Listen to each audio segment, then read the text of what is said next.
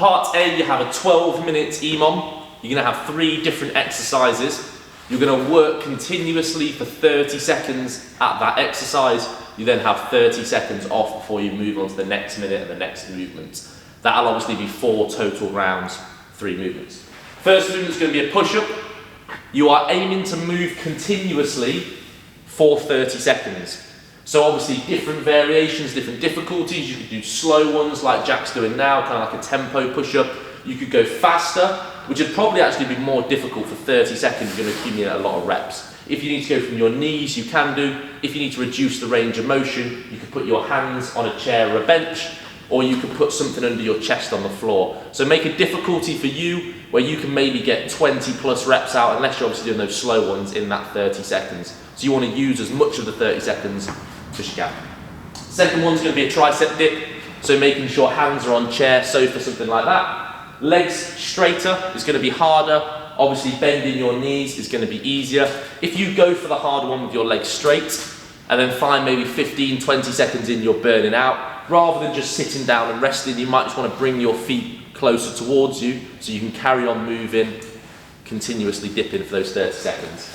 Last one is going to be a crush grip, preacher curl. So elbows are going to be tucked inside your legs, starting with your arms straight at the bottom. What I would do once you start your set is don't quite lock out your arms at the bottom. What we don't want to see is kind of 1 rep, big long rest, 1 rep. You want to be moving that dumbbell continuously throughout the whole 30 seconds. Obviously, if the weight is too heavy, too light, there are different types of curls you could do. You could do a single arm one if it's really light and maybe swap over. Or if it is really heavy, you might have to rest a little bit. Maybe do 5 reps, couple of seconds rest, something like that. Part B, 12-minute EMOM again. Your movements, first one, obviously 30 seconds of work. Behind the head, tricep extension. You can do this standing like Jack's doing, or if you prefer, you can sit down whilst you're doing it. Make sure you're tucking your core, so you're not leaning back and putting pressure on your lower back. You want to make sure you're very slightly crunched. And again, good range of motion, obviously dependent on your flexibility. So 30 seconds of that, 30 seconds rest. Next movement, starting with your weaker arm, you're going to do bent over rows. Making sure you're moving consistently for 45 seconds this time. I would start with your weaker arm, like I said, and then move on. For the next minute, it'll be 45 seconds on your stronger arm.